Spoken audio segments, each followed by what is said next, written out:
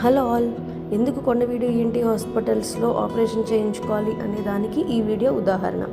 ఈ వీడియోలో ఈ సంవత్సరం అంటే 2025 మార్చ్ నెల నుంచి ఇప్పటిదాకా మనం ఎడినోటాన్సిల్స్ అంటే టాన్సిల్ ఆపరేషన్లు, ఎడినాయిడ్స్ ముక్కు వెనకాల కాయల ఆపరేషన్లు మరియు గురక కోసం UPPP సెప్టోప్లాస్టీ ఆపరేషన్లు చేయించుకున్న కొంతమంది పేషెంట్స్ యొక్క రివ్యూస్ మీ ముందు ఉంచడం జరిగింది. పేషెంట్ రివ్యూస్ ఎలా ఉందో అలానే మీ ముందు ఉంచడం జరిగింది. అండ్ ఇంకొక విషయం ఏంటంటే, మన హాస్పిటల్లో పేషెంట్ అడ్మిషన్ రోజు కూడా వాళ్ళతో కాంటాక్ట్ అవుతాం. ఈరోజు అడ్మిట్ అవుతున్నారా లేదా అనే విషయం తెలుసుకోవడానికి.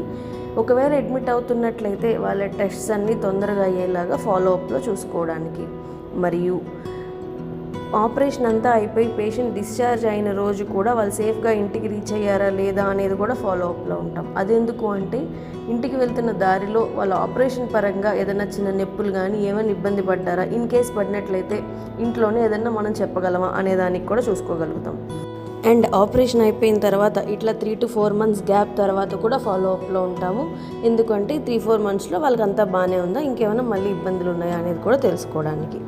అండ్ ఇంత లాంగ్ టర్మ్ అసోసియేషన్ని మన హాస్పిటల్ గత 25 సంవత్సరాలుగా మెయింటైన్ చేస్తుంది. ఇది 26వ సంవత్సరం. So please to contact our hospital.